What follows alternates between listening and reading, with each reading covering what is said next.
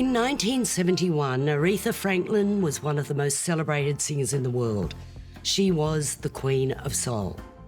In 1972, she recorded her Amazing Grace album live over 2 nights at the New Temple Missionary Baptist Church in Los Angeles, a performance that would produce the greatest gospel album of all time.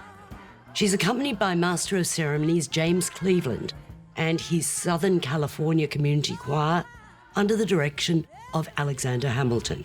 Sidney Pollack was invited by Warner Brothers to direct the film of the recording.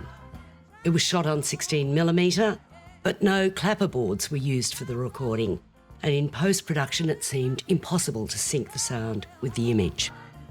Many years later, Pollack authorised producer Alan Elliott to try to complete the film, which had been lying in the Warner Brothers vaults for decades. Elliott succeeded in putting the film together, but the release of it was thwarted by Aretha Franklin, and it was only after her death that its release became possible.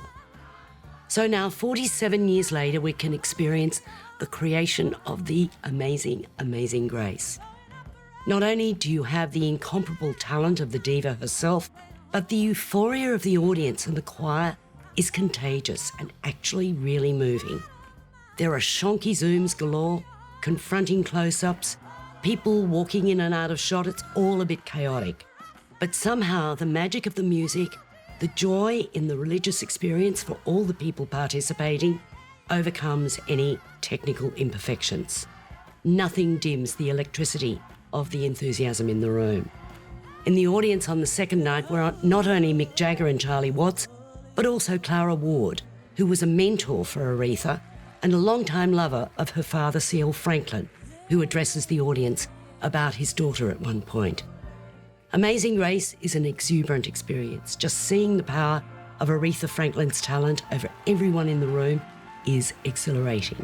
It certainly is exhilarating, this film, isn't it? On so many levels. And I mean, it really is one of the great concert films, I think, a sort of like a backstage concert film actually shot from the front and from the sides and from the back.